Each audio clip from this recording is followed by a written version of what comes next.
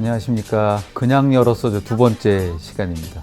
두 번째 하니까 벌써 익숙해지는 것 같은데, 제가 나이 50이 돼서 애착 인형을 찾았습니다. 안정감을 느끼는 것 같아요. 그 안정감 속에서 한번 폴더를 한번 또 다시 한번 보면서 열어보는 시간을 갖도록 하겠습니다. 눈에 띄는 케이스가 이제 상악 전치부 케이스인데요. 70대 초반의 여자분으로 제가 기억하고요. 이제 이가 비교적 많으시죠. 상악 중절치 상실이고 페이셜 컨케비티가 있습니다. 인접한 콘트라라테랄 사이드의 중절치 이렇게 보시면 이제 스퀘어 타입이고 비교적 건전한 스타일이기 때문에 심미적으로 웬만큼 기대 이상의 수복을 할 수 있다 이제 생각을 할 수 있을 것 같아요. 이제 우리가 오클루절에서 봤을 때도 페이셜 컨케비티 보이고 여기에 이제 임플란트를 식립하면 될 것 같습니다. 크레스탈 이시즌에서 고리식이 필요하기 때문에 이제 디스탈 쪽에 이제 이러한 형식의 라인 앵글에서 나가서 살짝 아래로 내려가는 수직절개를 하나 넣었어요. 뭐 이런 케이스에서 수직절개를 할 것이냐 말 것이냐는 다양한 의견이 있을 수가 있는데요. 저는 대개의 경우는 이제 디스탈 쪽에 잘 안 보이는 쪽에 수직절개를 하는 것을 비교적 선호하는 편입니다. 엑스레이 사진이나 CT 사진을 같이 보여드리면 참 좋지만 컨셉상 그냥 무심코 한번 보는 그런 것들을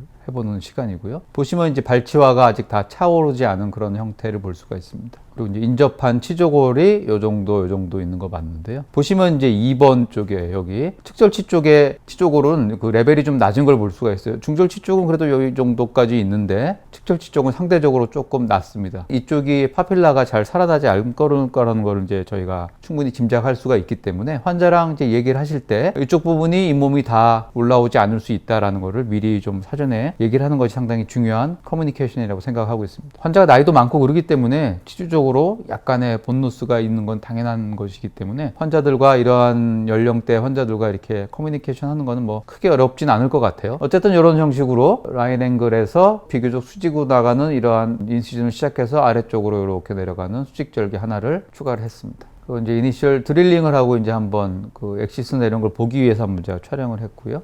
이제 이건 되게 이제 스타퍼가 있는 그런 형식의 드릴인데, 이걸 찍은 이유는 10mm 정도의 임플란트 식립한다고 했을 때 인접한 치아의 소프티슈 마진을 고려하면은 10mm라고 생각하면 충분히 이제 우리가 식립 깊이를 얻을 수 있는 그런 걸 보실 수가 있습니다. 근데 이제 가끔 가다가 이제 식립 깊이라는 측면에 있어서 이제 임플란트 초심자일수록 저희가 이제 파고 있는 그쪽에만 주로 신경을 쓰다 보면 핸드피스 머리가 치아에 걸려서 아래로 들어가지 않는 경우들이 있는데, 그걸 잘 모르고 막 무작정 막 밀어넣는 그런 경우들, 이거 왜 안 들어가지, 드릴이 왜 안 들어가지 하는 경우들이 있어요. 많이 해보신 분들은 그거 왜 이거를 모르냐라고 하시지만, 수련이들이나 학생들을 가르치다 보면은 의외로 이런 부분에서 이제 어려움을 겪는 것들이 많이 있습니다. 전체적으로 여기저기 보면서 수술을 해야 되는데, 이제 내가 하고 있는 부분, 드릴이 돌아가 있는 부분에 너무 집중을 한 나머지 이러한 부분들을 놓칠 수가 있는 것 같아요. 그래서 이제 임플란트 식립을 하는 상태고요. 여기서 임플란트 탑에서 한 4mm 정도 충분한 뎁스를 얻게끔 하였습니다. 말씀드린 대로 이제 어느 정도 수직적인 깊이를 우리가 확보했는지 프로브로 측정을 하는 그러한 사진이고요. 오클루절에 봤을 때 페이셜 면에 픽처의 탑이 팔라탈 사이드로 들어가 있는지를 봐야 됩니다. 그래서 이쪽에 페이셜 컨투어를 쭉 연결을 해봤을 때 픽처가 충분히 팔라탈 사이드로 이렇게 노출이 되겠죠. 이쪽의 위치, 노출이 아니라 이제 팔라탈 사이드로 위치가 되겠죠. 그래서 이 노출된 부분을 고리식을 해서 픽처 부분을 가려주고 잇몸 모양을 예쁘게 만들어주기 위해서 이제 컨투어 오그멘테이션을 할 수가 있습니다. 3차원적인 픽처의 위치, 특히 심미적인 부분에서 매우 중요하고, 아무리 강조해도 지나치지 않은, 아무런 여러 기술이 발전되고 많은 재료가 발전이 있어도 이러한 것에서 실수를 하게 되면은 회복하기가 무척 어렵습니다. 자, 이제 이거는 이제 감장절개라는 거죠. 릴리징 이시즌을 안쪽에 해서 이만큼 연조직의 신장을 이룬 거죠. 이 회사에서 나오는 임플란트는 커버 스크루의 높이가 좀 다양하게 나와 있는 것들이 있어요. 그래서 커버 스크루를 좀 높은 것, 2mm 정도 되는 것, 상황에 따라서 다양한 높이가 있으니 한 두 가지 정도 높이가 있으니까요. 그걸 사용해서 끼워주시고, 고리식재가 임플란트 플랫폼에 충분히 버컬 쪽에 쌓여 있을 수 있는 그러한 받쳐주는 그런 역할을 하고 있습니다. 2mm 정도 되는 높이의 힐링 캡을 씌운 다음에 버컬 쪽에 일부 본 로스가 있고요. 그 다음에 약간의 페네스트레이션이 있는 것을 발견하실 수가 있죠. 그래서 여기에 컨투어 오그멘테이션, 이러한 픽처를 커버리지기 위한 고리식도 하지만 페이셜 컨케비티를 극복하기 위한 심미적인 부분을 위한 오그멘테이션을 해주는 것이 좋습니다. 그래서 고리식재 쌓아주고요. 이러한 부분에 고리식을 할 경우에는 이제 일반적으로 보바인본 계열의 고리식재를 사용함으로써 이제 흡수율을 비교적 줄여서 이제 볼륨이 잘 유지될 수 있게 하는 방법으로 선택을 합니다. 심미적으로 특히 신경 써야 되는 부분은 이제 보바인본을 선택하는 그런 편이고요. 전회에 말씀드린 그런 핀을 박는 걸 말씀을 드렸는데요. 우리가 원하는 부분에 고리식재를 위치시켜서 컨투어를 잘 유지하고 싶을 때 아래쪽에 핀으로 멤브레인을 고정시켜서 고리식재를 싸서 유지시키는, 이쪽 부분은 이 케이스에서는 핀을 박지 않았어요. 이렇게 이러한 작은 부위 같은 경우는 아래에서 핀을 박아서 잡아주고, 신축성이 있는 바이오 가이드 같은 멤브레인을 넘겨서 팔라탈 사이드 뮤코자와 본 사이에 이렇게 강제로 끼워 넣어주면 그쪽에서 잡아주는 힘이 있기 때문에 이런 작은 사이즈의 디펙트는 팔라탈 사이드에는 핀을 박을 필요 없이 충분히 커버리지가 가능합니다. 그래서 이렇게 했고요. 그래서 이제 매트리스 추출하기보다는 요거는 저희가 이제 바이크릴 같은 걸로요. 팔라탈 사이드에서 버컬 쪽에 플랩을 서브큐티니 티슈가 아니니까 이제 서브 뮤코자 레벨에서 떠서 당겨서 이렇게 홀드해주는 그런 역할을 하는 슈처입니다. 이런 거를 저는 선호하는 편인데 어시스트랑 싸우지 않는 그런 방법 중에 하나이기 때문에요. 보시면 이제 팔라탈 사이드에서 보시면 바이크릴을 여기서 통과시켜서 이쪽에 두꺼운 서브 뮤코자 티슈를 한번 떠서 이쪽으로 다시 나오면서 약간 위로 올라가서 당겨주면서 플랩을 한번 홀드해주는 이러한 기능의 슈처를 합니다. 저는 이걸 소위 텐전 브레이커라는 말을 제가 만들어서 쓰고 있는데, 이런 스타일의 슈처를 하나 해주면 얘가 다 이제 플랩에 걸리는 상당 부분의 장력을 얘가 감당하고 있기 때문에 나머지 부분은 비교적 쉽게 어프록시메이션 할 수가 있습니다.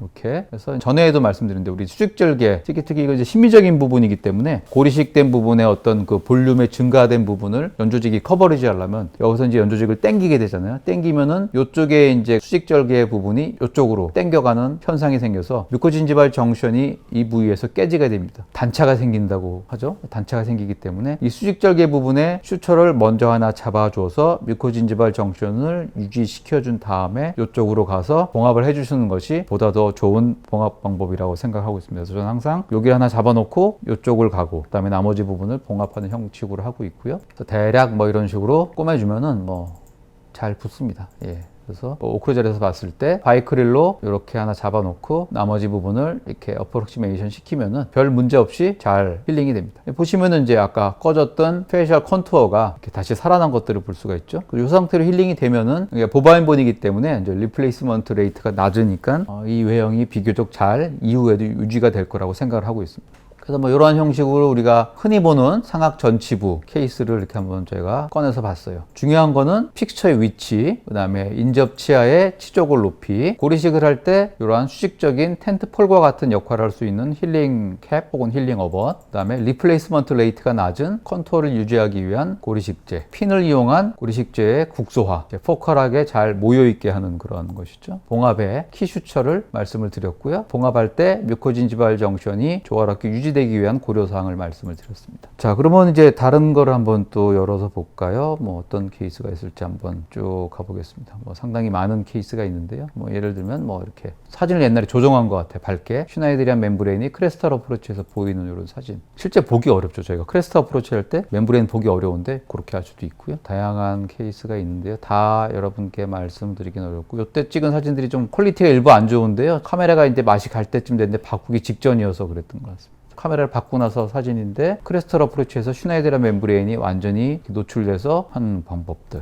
나중에 또 기회가 되면 이런 것들은 또 말씀을 드리도록 하고요. 예, 요거 한번 보고 싶네요. 예. 외국인이에요. 러시아인인데요. 가끔씩 진료를 받으러 러시아에서 오십니다. 근데 러시아 환자들의 특징은 이제 잘 참아요. 올드 브릿지를 제거하고 임플란트를 하기 위한 건데요. 저는 이제 대학병원에 있다 보니까 사실 즉시 식립을 그렇게 많이 하지 않습니다. 근데 이제 이렇게 멀리서 오는 분들은 즉시 식립을 해야 되는 케이스들이 생기더라고요. 그래서 이제 이러한 올드 브릿지를 이제 철거하고 임플란트를 이제 여기에 하나 심고 이쪽에 하나 심는 거를 계획을 했습니다. 그래서 캐나인 부분에 즉시 식립을 하는, 아마 이 환자 반대측에도 제가 같이 했던 것 같아요. 그래서 이제 발치를 하고 브릿지를 자른 다음에 이제 발치와의 모양을 해서 제가 이제 페이셜 월까지의 어떤 거리를 프루브로 연조직에부터 버컬 월의 크레스트까지 한번 측정을 한번 해보는 그런 그림이고요.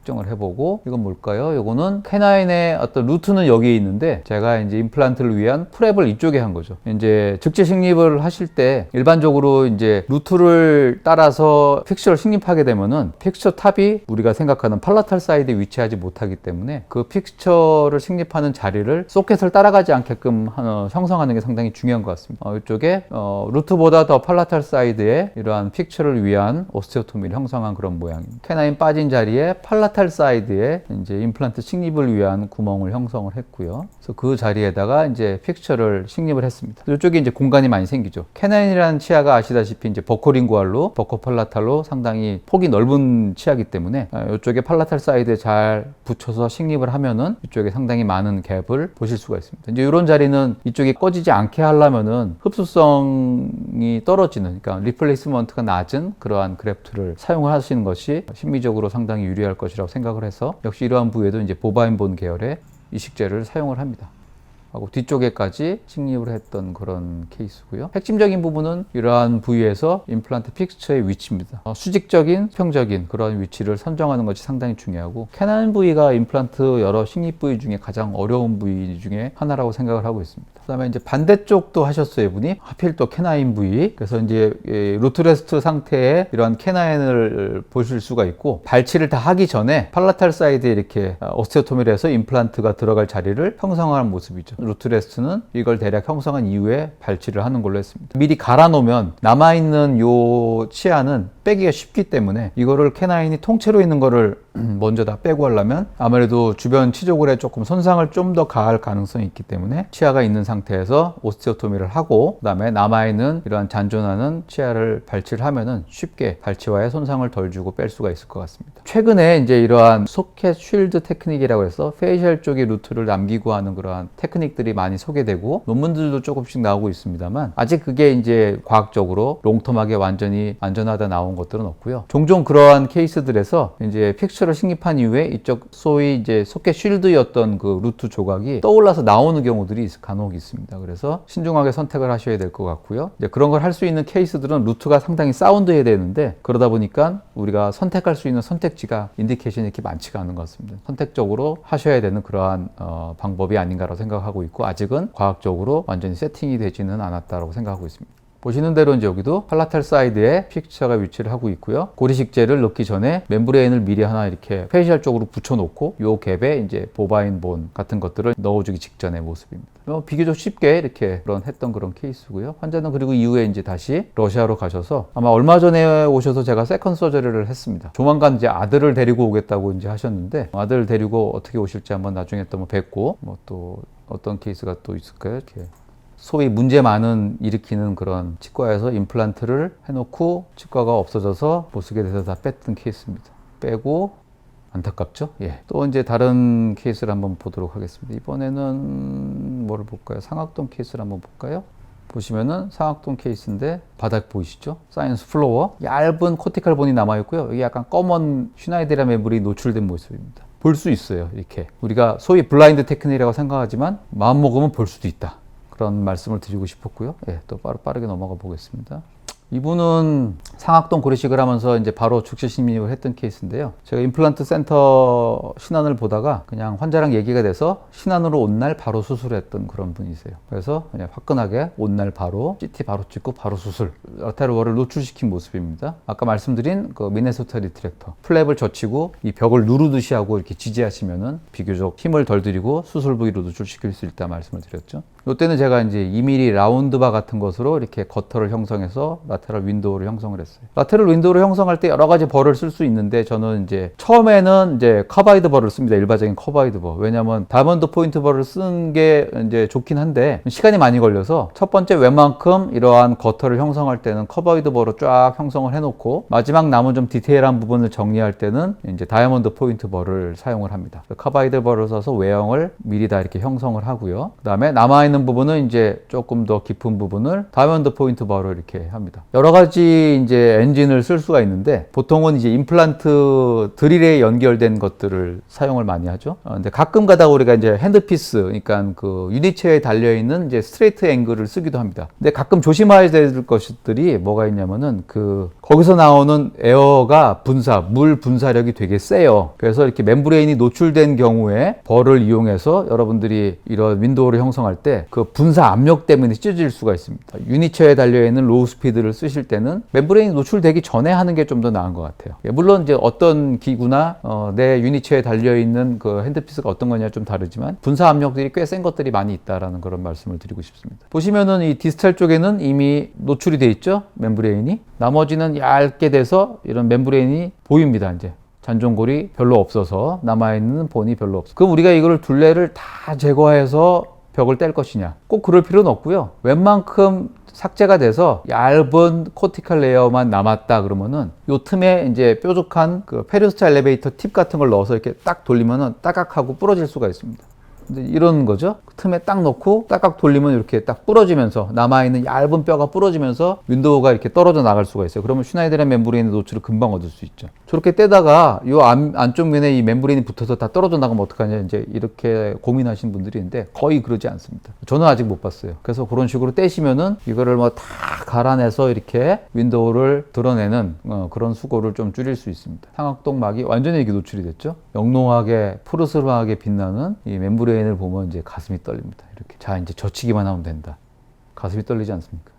널따랗게 생긴 세이프 핸드 형식의 뎁스 게이지 스타일의 이런 기구를 써서 살짝 밀면은 골면과 멤브레인 사이에 틈이 생겨서 그 틈으로 요걸 밀어놓고 서큘러하게 싹 한번 돌려주면은 멤브레인이 이니셜 디태치가 됩니다. 근데 이게 잘 보시면요, 이렇게 뭔가 이렇게 오블리크한 무슨 파이버 같은 것들이 이렇게 보이잖아요. 근데 여기 보세요, 뭔가 그게 약간 조금 허물이 벗겨진 듯한 인상을 보이지 않습니까? 요게 이제 멤브레인이 약한 부분이에요. 이제 여기가 찢어질 가능성이 있습니다. 여기서 찢어질 수가 있으니까 찢어지지 않게 상당히 조심해야겠다 이런 생각을 하죠. 도달하기 쉬운 부분부터 박리를 하는 것이 좋습니다. 윈도우의 아래쪽 마진이나 혹은 위쪽이나 그 다음에 하다 보면 뒤쪽이 좀 쉬워요. 그렇지만 이 앞쪽은 좀 어렵습니다. 왜냐하면 환자가 슈파인 포지션에 누워있기 때문에 이쪽 부분이 잘 안 보이는 부분입니다. 보시면 제가 아까 말씀드린 오블리크하게 어떤 파이버들이 있는데 여기 보시면은 뭔가 좀 껄쩍지근한 그런 회색 라인이 보입니다. 아까 말씀드린데 여기서 좀 약해서 찢어질 수도 있겠구나. 아직 찢어지진 않습니다만 찢어질 수도 있겠다. 여기 되게 조심해야겠다. 이러한 생각을 할 수가 있어요. 예, 찢어졌죠? 예, 찢어질 놈은 뭐 찢어집니다. 예, 그냥 앞으로는 그냥 찍고 시작할까 뭐 이런 생각도 하는데 그러시면 안 되고 최선을 다했지만 약간의 천공이 있는 것을 볼 수가 있습니다. 이게 뭐 천공이라기보다는 사실은 이제 천공은 퍼포레이션이고 찢어진 건데 테어링이잖아요. 우리 영어로 얘기하면. 근데 이건 사실 퍼포레이션이라기보다는 테어링입니다. 원래는 슈나이데르 멤브레인이 장력이 있는 상태에서 사이너스 월에 퍼져 있다 보니까 찢어지는 순간 구멍처럼 보이게 되는 거죠. 주변을 박리해서 멤브레인을 많이 박리하면 이 구멍이 작아집니다. 장력이 힘이 걸려서 펼쳐져 있던 게 오그라들기 때문에 이런 식으로 돼 있던 것들이 주변에 이제 멤브레인을 많이 떼내면 이제 없어져요. 근데 양쪽에 구멍이 뚫려서 이쪽은 언제 생겼는지 모르겠어요. 그래서 제가 일부러 뚫은 거 아닙니다. 사진 찍으려고 이렇게 생겼어요. 밑에서 봤을 때 인프라를 식립할 자리고요. 아까 뚫어진 거 보여드렸죠? 요거는 제가 사진을 조금 만졌어요. 좀 밝기 조정을 했어요. 왜냐면 내측면을 보여드리려고 사이너스 큐렛으로 내측면까지 상악동의 메디알 사이드, 즉 팔라탈 본이 있는 쪽까지 간 거죠. 슈나이데르 멤브레인이 충분히 벗겨졌다라는 것들을 보여드린 거고요. 이 앞쪽에 임플란트를 하려고 제가 오스테오토미를 한 것이 뼈의 일부가 일로 밀려 들어간 거고요. 그게 이렇게 보이고 있습니다.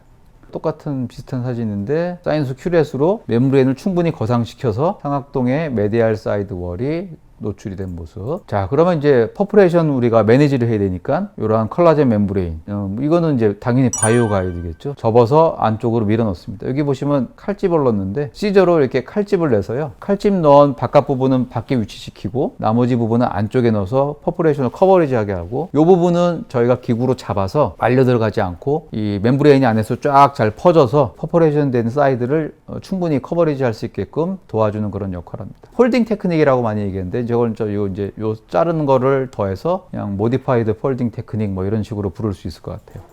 그다음에 저는 이제 바이오스 펜을 이제 즐겨서 상악동에 씁니다. 왜냐하면 이게 슈린지 타입의 이식제가 한 번 쫙 짜놓으면은 0.5g이 바로 들어가기 때문에 이식제를 떠넣는 수고를 줄일 수가 있어요. 슈린지의 끝이 요 멤브레인을 딱 눌러서 버텨준 상태로 들어가기 때문에 멤브레인이 이식제에서 쓸려서 들어가서 안에서 구겨지는 그런 일이 없이 잘 바깥에 유지돼서 안쪽이 잘 고르게 펴져 있는 그런 것들을 도와줍니다. 그럼 이제 2개의 임플란트를 식립하고 이제 나머지 부분을 더 채워줘야겠죠. 환자분이 이제 2개의 임플란트만을 원하셔서 2개의 임플란트를 식립을 했습니다. 티슈 레벨 타입의 임플란트를 식립을 했습니다. 뭐 구칩을 하면 가급적이면 티슈 레벨 스타일의 임플란트를 하시면은 메인테넌스에 좋기 때문에 선호되고 있고요. 아까 떼놨던 라테랄 월을 원위치 시켜줬습니다. 밖에 위치되어 있던 콜라겐 멤브레인으로 이렇게 덮어줘서 이렇게 지나갔습니다. 여기까지 해서 아마 상악동 한 케이스, 그 다음에 즉시 식림에 관련된 거 한 케이스, GBR에 관련된 한 케이스를 3개 정도 또 리뷰를 해봤습니다. 사진을 제가 찍어놓은 걸 이렇게 약간 열어서 이렇게 보여드리니까 저도 수술 당시 생각이 조금 더 잘 나면서 당시 상황을 여러분들한테 전달해 드는 것이 조금 더 수월한 것 같아요. 다음 시간에 그냥 열었어 3편 다시 한번 기대해 주시면 감사하겠습니다. 감사합니다.